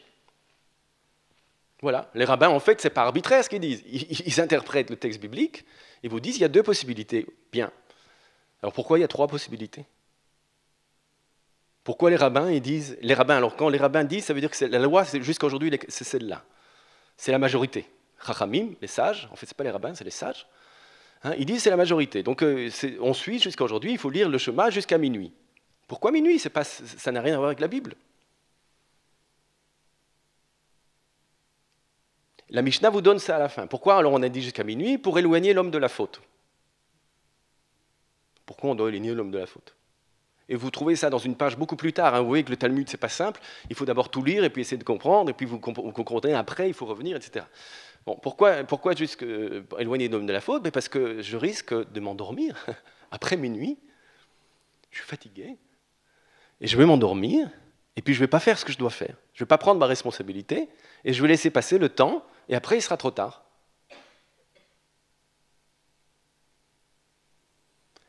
Et donc les rabbins ont ajouté, et finalement c'est ça qu'on fait jusqu'à aujourd'hui, on ne fait pas ce que la Bible nous dit de faire. La Bible, c'est clair, c'est soit jusqu'à 10 heures, soit jusqu'au matin. En fait, si, on a choisi, pour le dire de nouveau, c'est plus complexe, on a choisi la troisième interprétation, on peut le dire toute la nuit. Mais on suit quand même l'usage des sages. Pourquoi on suit l'usage des sages? Qu'est-ce qu'il ajoute? Pourquoi il est important? Mais parce que la Bible, elle vous dit la volonté de Dieu. Très bien. Et nous, comment on la reçoit? Nous, on est faillible. On est fragile dans l'histoire. La preuve, un petit virus et on est tous sans dessus-dessous. On est fragile, on est faillible. Et comment on sait qu'on est fragile? Vous vous endormez à un moment donné, vous voulez veiller, mais vous n'avez plus la force. C'est la force de la nature en vous qui vous terrasse. Et vous vouliez être responsable, vous ne l'êtes pas parce que c'est trop tard. Et vous vous endormez et l'histoire se passe sans vous. Parce que c'est ça le sommeil. J'avais une responsabilité, je ne l'ai pas prise et à un moment donné, il est trop tard. J'ai été pris par l'histoire. J'ai été le jouet de l'histoire comme quand on dort. Alors les sages ont dit non, jusqu'à minuit, c'est-à-dire on va prendre en compte les conditions de possibilité d'application de la volonté de la Bible, mais là où nous sommes, et comme nous savons que l'homme est faillible, minuit, pas plus tard. Alors que c'est toute la nuit. Mais minuit, pas plus tard, pourquoi? Presque précisément, il faut que, dès la première Mishnah, c'est ça qui est important ici, il faut que vous sachiez que les rabbins vous parlent là où nous sommes, et qu'il y a une différence entre là où nous sommes et là où nous voudrions être. On voudrait être des hommes forts, qui n'ont même pas besoin de dormir, parce que sans arrêt, ils travaillent comme des fous pour changer le monde. Ce n'est pas une mauvaise chose de changer le monde. Oui, mais on est faible. Alors il faut prendre en compte la faiblesse de l'homme. Il faut travailler l'homme là où il est, là, pas seulement là où on voudrait qu'il soit. Il faut maintenir l'un et l'autre. Il y a l'appel qui nous demande de construire l'humain en nous pour devenir meilleur, oui, mais en même temps, il faut que je prenne les gens là où ils sont. Sinon, je détruis l'homme au nom du meilleur, comme Rabbi Eliezer qui détruit le caroubier au nom de... Voilà. Et donc ce que nous dit ici le Talmud, et c'est la première Mishnah, ne croyez surtout pas que ce que les rabbins vous disent, c'est ce que la Torah dit. Non, parce qu'eux, ils sont là où se trouve l'homme, et que l'homme n'est jamais là où la Torah voudrait qu'il soit. Donc il y a toujours une distance. Et donc il faudra toujours interpréter à nouveau, pour rester en relation avec l'appel divin, mais pour ne jamais croire qu'on l'a accompli complètement, ça c'est la folie. Et c'est cette folie-là qui permet et les fanatismes, et les fondamentalismes, et toutes les violences dont on pâtit jusqu'à aujourd'hui. Voilà, c'était la petite introduction que j'ai faite au Talmud. J'espère qu'elle vous a montré la révolution des idées qui se fait ici. C'est une révolution au niveau des idées religieuses, et des idées en général, de la conception de l'anthropologie, en fait. Que fait l'homme dans le monde? Quelle est sa place? J'ai effleuré tout ça, c'est trop rapide, mais voilà, c'est une introduction, donc j'espère que vous me pardonnerez là où j'ai été un peu trop vite. Voilà, s'il y a des questions, c'est le moment. Merci. On peut remercier notre conférencier, n'hésitez pas. Merci pour cette introduction. Comme vous dites, c'est une introduction, peut-être il y aura d'autres des prolongements. On a à peu près une vingtaine de minutes, alors s'il y a des questions, vous manifestez, je vous donne la parole. Soyez concis pour que le maximum de personnes puissent participer. Merci. Allez-y, monsieur, parlez. Je voudrais revenir sur ce que vous avez dit par rapport au chemin. Le chemin, c'était une épée principale, puisque c'est la première des choses par rapport à la défunte. Oui, bien sûr. Tout à fait. Et d'autre part, excusez-moi, par rapport à l'Apocalypse, chez les chrétiens, si vous voulez, c'est une révélation, une sorte de Jean. Donc c'est peut-être à partir de là, ou je ne sais pas comment est l'interprétation par rapport à la révélation de Dieu hébraïque. D'accord. Alors, la première, c'était une remarque, donc je ne réponds pas. C'est effectivement, vous avez raison. Le Shema Israël est une. C'est pas une profession de foi. C'est un témoignage. Vous avez la troisième lettre du Shema, le Ein, qui est écrit en grand, et la dernière lettre de Echad, qui est écrit en grand aussi. Si vous les rejoignez, c'est Ed, c'est-à-dire le témoignage. Je témoigne de Dieu. Donc c'est plus qu'une profession de foi. Deuxième question, vous avez raison. Alors on traduit, mais c'est une mauvaise traduction, parce que c'est le mot grec. Apocalypse en grec, ça ne veut pas dire la révélation, justement. Alors que, bien que le latin, oui. Mais moi, je fais la différence entre l'un et l'autre. Ça veut dire dévoilement. Je dévoile le sens de l'histoire. Et c'est très dangereux. Marx a voulu dévoiler le sens de l'histoire, ça a produit le goulag. Hitler a voulu dévoiler le sens de l'histoire, ça a produit la Shoah. Les islamistes aujourd'hui veulent dévoiler le sens de l'histoire, ça produit ce que ça produit. Peut-être la Chine un jour va se mettre là-dedans aussi. Très dangereux. Très très dangereux. Et donc pas de dévoilement. Je résume ici tout ce que j'ai dit. Dieu ne se dévoile pas. Il se révèle, c'est-à-dire qu'il en appelle par une parole dans laquelle il se retire pour en appeler à notre responsabilité. C'est ça la révélation. En latin, c'est le même mot, c'est aussi dévoiler, en fait, révélation. Mais je pense qu'il faut faire ces différences sémantiques aujourd'hui, entre dévoilement et révélation, ce n'est pas la même chose. Si vous suivez les textes bibliques, quand Dieu parle au Sinaï, il ne se montre pas, il se cache. Est-ce qu'il y a d'autres... Madame, allez-y, vous en prie. Oui, moi je voulais revenir sur, peut-être anecdotique, mais enfin c'est pas grave. Je voulais revenir sur l'idée du diable. Vous avez parlé tout à l'heure de l'ange qui s'est révolté, etc. Bon, moi je fais un petit peu des mélanges entre le judaïsme et le christianisme. Je ne sais pas très bien, par exemple, je pense la présence du diable d'Ibouk dans les littératures yiddish et même dans les littératures maghreb. Il y a des diables partout. Donc comment c'est possible qu'ils sont des juifs très croyants et qui suivent je veux dire, qui ne sont pas des gens qui sont dans la liste. Enfin, vous voyez ce que je veux dire? Oui. Donc, comment se fait-il qu'il y ait cette empreinte si forte du mauvais esprit, du mal, etc., qui rentre dans les chaumières et qui sème le désordre à tout va? Voilà. Oui, d'accord. Merci. Autre question? Bon, parce que j'ai été très vite. Chaque thème que j'ai abordé, on pourrait faire une conférence sur le thème. Mais ici, c'est un thème important. Ce que j'ai bien dit, c'est que les rabbins ont essayé de sortir l'Apocalypse ou de la réduire le plus possible avec Daniel. Ils n'ont pas réussi. L'Apocalypse a été, aussi bien dans le judaïsme que dans le christianisme et dans l'islam, on a écrit, et on continue à écrire, hein, c'est un phénomène. Et donc, on n'a pas réussi, c'est-à-dire que l'Apocalypse est rentrée quand même, et donc le dualisme avec elle aussi.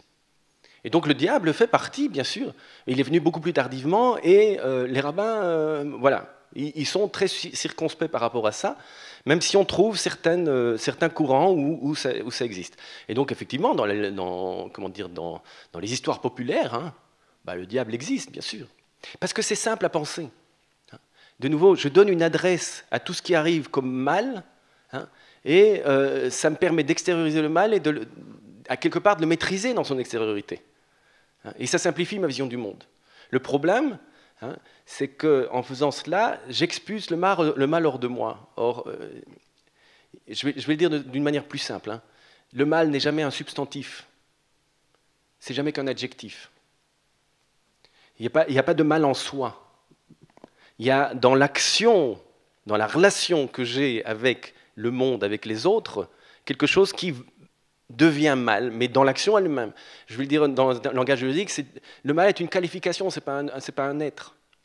Le problème de l'Apocalypse et du dualisme, c'est que vous pensez que ça existe. Il y a un noyau du mal, il est là. Et je peux le détruire. Mais dans la réalité, non. Nous vivons dans quoi ? Dans le bien-mal comme des adjectifs. C'est-à-dire, je vais vers l'autre avec une intention bonne et je peux lui faire du mal. Parce que ça ne correspond pas à ce qu'il attend. Et donc le mal et le bien, c'est des adjectifs de la relation, c'est parce que, en fait, même allant avec une intention bonne vers l'autre, ben ça ne correspond pas, donc je dois réorienter mon tir, c'est ça le mal et le bien. Si je continue bêtement à aller toujours de la même manière, alors je tombe dans la violence. C'est-à-dire je ne prends pas en compte l'autre côté. De la même manière, je peux aller vers alors je ne vous conseille pas, mais je peux aller vers l'autre avec une intention mauvaise, et puis on devient les meilleurs amis du monde. Pourquoi ? Parce que la réponse de l'autre côté ne dépend pas de mon intention. Et le bien-mal, c'est des adjectifs de la relation, de l'action que j'ai par rapport à l'autre. Je vous donne un exemple tout bête, hein, pour vous faire comprendre ça. Celui qui a inventé le couteau, c'était bien ou c'était mauvais ? L'homme préhistorique, là. C'était bon ou c'était mauvais ? Ben, c'est très bon quand ça vous permet de couper des légumes et de couper votre viande. C'est évident. Mais c'est très mauvais quand vous allez décapiter quelqu'un avec un couteau. Alors c'est bon ou c'est mauvais le couteau ? Ça dépend de l'usage. C'est une qualification de l'usage. C'est tout. Et quand vous faites du bien un objet, vous allez tuer l'objet. C'est QFD. Et le diable, donc, mais ça rassure. Et donc, dans la littérature populaire, c'est très fort. Parce qu'on a besoin d'être rassuré, hein, je veux dire, avec le Covid, on le voit bien. On a besoin de savoir d'où vient le mal. Unde malum, hein, je crois que c'était... D'où vient le mal ? C'était Saint-Augustin. Pour nous, il a été un peu dur parce qu'il était très antisémite. Mais unde malum, hein, d'où vient le mal ? Est-ce qu'il y a d'autres questions ? Ouais. Vous êtes professeur de philosophie. Par rapport à la philosophie, est-ce que vous ne pensez pas que Kant, quand il dit « ne fais pas aux autres ce que tu ne veux pas qu'on te fasse, et fais aux autres ce que tu voudrais qu'on te fasse », c'est-à-dire dans la Bible, on retrouve un peu le même système, et que la notion de Dieu n'est pas nécessaire. Ah. Oui, alors, d'abord, je vous rectifie un petit peu, c'est pas ça que dit Kant, hein, c'est dans la métaphysique des mœurs, les fondements de la métaphysique des mœurs. Il dit, agit de telle manière que autrui ne soit jamais comme un moyen, mais comme une fin. Ce qui est remarquable chez Kant, parce qu'il est lui-même, il fait une exception à sa propre règle. C'est toujours la grandeur de Kant, c'est qu'il a des intuitions absolument géniales, qui ne rentrent pas complètement dans son système, et que pourtant il dit, il a l'honnêteté du chercheur, hein, de le dire. Et donc, ce qu'il dit, c'est tout simplement que je ne peux pas traiter l'autre comme manipuler l'autre, c'est ça qu'on va dire, hein, comme moyen, mais qu'il ait une fin en lui-même, donc il a droit au même respect que je me donne à moi-même. Voilà, ça c'est Kant. Mais non, on n'a pas besoin de Dieu. Non, ben, enfin pourquoi dans ce cas-là, je vous ramène à la réponse de Rabbi Akiba, non, pas Rabbi Akiba, de Hillel. De Hillel, 1er siècle avant notre ère, hein, avec Shammai, ils se sont chamaillés d'ailleurs pas mal, les deux. Hillel, quand quelqu'un vient lui dire « convertis-moi sur un pied », un Shammai le renvoie, ça c'est l'école fanatique, hein, pouf. Et Hillel lui dit « ne fais pas à autrui ce que tu ne voudrais pas qu'on te fasse », et il ajoute, c'est le plus important, c'est là toute la Torah, il n'y a pas Dieu là-dedans. Dieu s'est retiré et c'est maintenant ma responsabilité par rapport aux gens qui m'entourent. C'est là toute la Torah, va et étudie. Zol ou Gmar, hein, c'est de l'araméen, Gmar, la Gemara, étudie.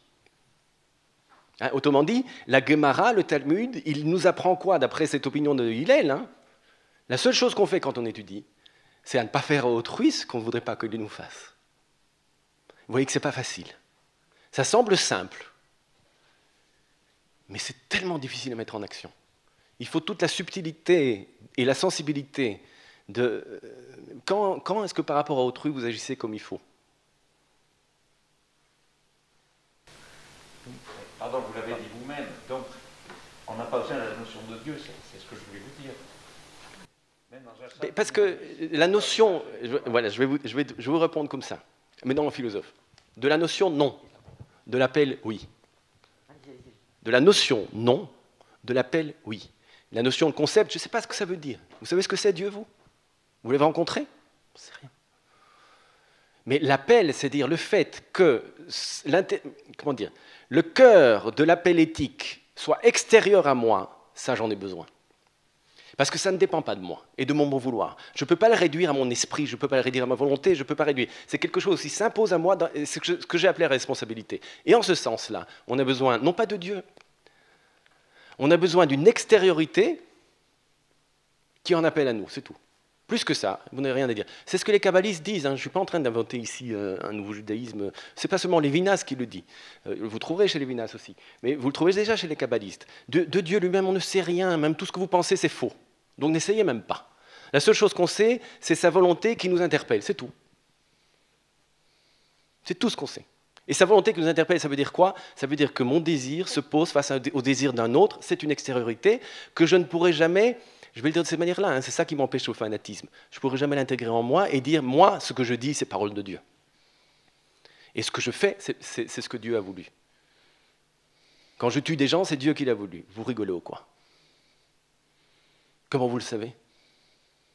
Ça veut dire que vous pensez que vous avez Dieu dans votre tête. Donc vous êtes fou. C'est tout. Vous êtes en plein délire. Parce que vous ne tremblez plus dans votre acte. Or, ce que nous enseigne le judaïsme rabbinique, c'est que chaque fois que vous agissez, tremblez. Vous ne savez pas ce que vous êtes en train de faire. Ce n'est pas seulement Jésus sur la croix qui dit « pardonne-leur parce qu'ils ne savent pas ce qu'ils font ». C'est sans arrêt qu'il faudrait qu'on dise ça. On ne sait jamais ce qu'on fait. Et c'est terrible. C'est pour ça qu'on fait des grosses bêtises pendant qu'on vit, parce qu'on ne s'en rend même pas compte. Une dernière question, monsieur, allez-y.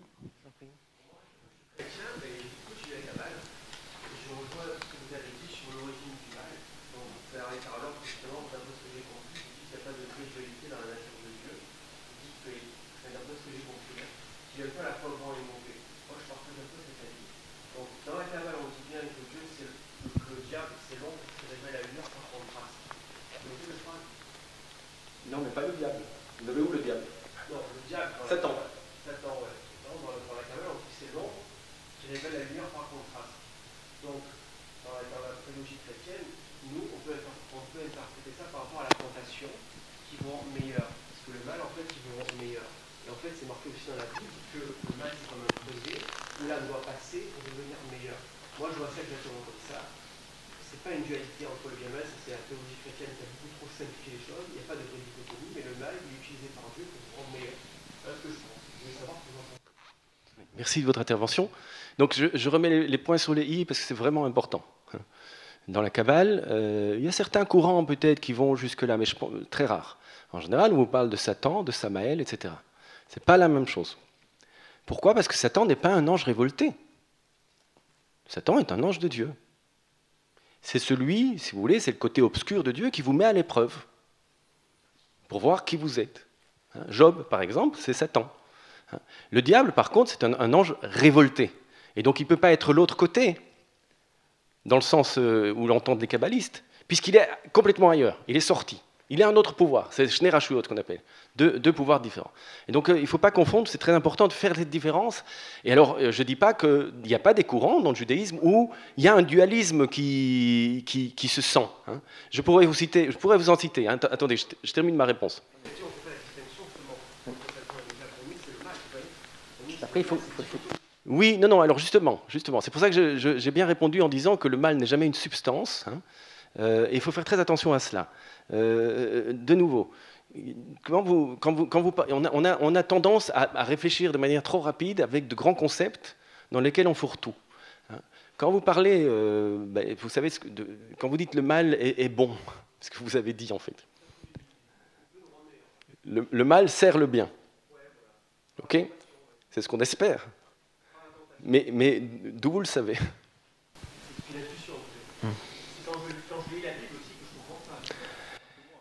Non, parce que dans la Bible, vous avez, comme je vous l'ai dit, des voies différentes. Hein, par exemple, on vous dit Dieu crée le monde 7 fois, il dit c'est bon, 7 fois. Et puis les rabbins vous disent au début de l'Ecclésiaste, vanité des vanités, tout est vanité, 7 fois c'est vanité. C'est-à-dire le monde est absurde 7 fois aussi. C'est marqué. Mais comment vous interprétez ? Attendez, je viens de vous parler pendant 1h30 en vous disant le texte, il a un sens, mais c'est toujours un sens pour vous. Donc vous êtes déjà en train d'interpréter. Mais là, vous êtes en train de me dire, non, le texte dit ça, donc ce n'est pas interprétable. Vous sortez du Midrash. Alors moi, j'ai essayé de vous y faire rentrer. Hein. Et c'est très important, parce que c'est pour ça que j'ai parlé d'une révolution intellectuelle. Hein.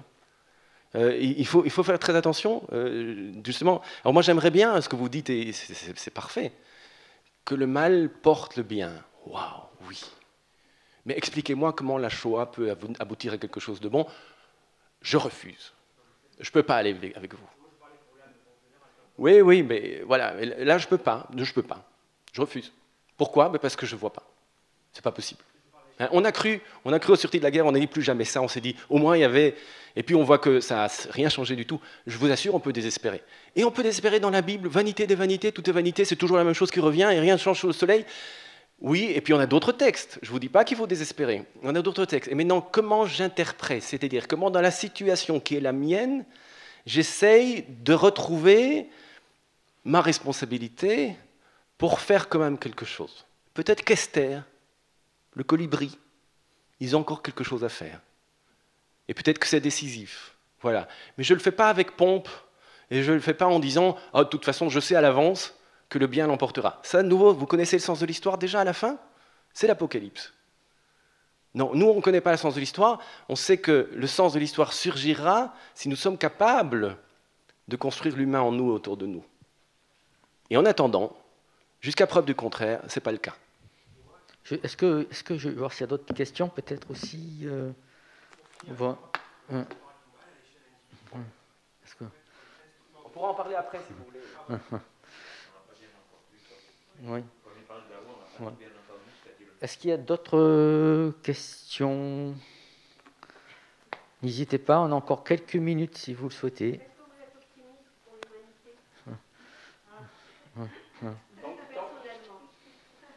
Personnellement, tant que je respire, oui. Je veux dire, mais c'est un choix. C'est pas parce que j'ai des raisons évidentes et claires pour vous dire qu'il faut être optimiste. Non. Mais je pense que tant qu'on respire et tant qu'on peut agir, il faut une dose d'optimisme clairvoyant. C'est-à-dire, il est toujours possible de faire quelque chose. Hein. Jusqu'au dernier moment, vous ne pouvez pas connaître l'avenir. Et donc, des surprises, bonnes surprises, sont toujours possibles. Les mauvaises aussi. Hein. On vous dit ça dans le texte de Echa, je crois, les Lamentations. Hein. Kolha, non, ça c'est le Talmud. Ulai eshtikva. Je trouve cette expression remarquable. Peut-être y a-t-il de l'espoir. Et c'est parce qu'il y a ce peut-être qu'il y a encore de l'espoir. Vous voyez ce que je veux dire ? Mais il ne faut pas être béat. Vous savez à l'avance, vous, d'ailleurs, au niveau personnel, vous m'avez posé la question au niveau personnel. Vous savez à l'avance, vous, si vous allez réussir votre vie ? Même simplement au niveau personnel. Je veux dire, laissons de côté l'humanité, le mal dans le monde, le sens de l'histoire, etc. Mais vous, par rapport à ce que vous êtes, par rapport à ce que vous allez devoir affronter, la maladie, la mort, etc. Est-ce que vous savez si vous êtes vraiment vous ? On ne sait pas, mais on espère toujours un peu. Et c'est ce un peu qui peut tout changer. Ouais. Merci. Comment ? L'optimisme de la volonté. Alors, je dirais pas volonté, je dirais plus du désir. Le temps que vous respirez, vous avez un désir de vivre en vous qui est cet optimisme. Je n'ai pas à le chercher. Quelque part, il est là. Mais non, il faut l'encourager un peu. Voilà. Pour ne pas... j'ai parlé de la respiration. Hein. On a une maladie de la respiration. C'est intéressant aussi. Comme si notre société était complètement essoufflée et qu'on n'avait plus de souffle. Il faut peut-être retrouver le souffle. C'est-à-dire, je veux dire, le néolibéralisme dans lequel on vit, ou le communisme qui essaie de remonter le nez, là, etc., ou l'islamisme, tout ça, c'est des choses qui nous mettent à bout de souffle. Parce qu'il n'y a pas d'avenir. Le seul avenir qu'ils nous proposent, c'est celui de la force, de la violence, de la puissance. C'est quoi comment je raconte ça à mes enfants pour leur donner envie de vivre? Et donc il faut qu'on retrouve notre souffle, où je construis par mon discours, par ma parole, par ma présence, un avenir qui relance le désir des générations qui vont venir. Ben c'est ça, c'est un travail, ça. Et c'est pas la volonté, c'est moins, comment dire, que le 19e siècle, hein, ce que tu veux, tu le peux. C'est pas ça. C'est le désir profond, celui qui nous anime de l'intérieur et qu'on ne maîtrise pas toujours. Ouais. Voilà. Merci beaucoup. On va encore applaudir. N'hésitez pas.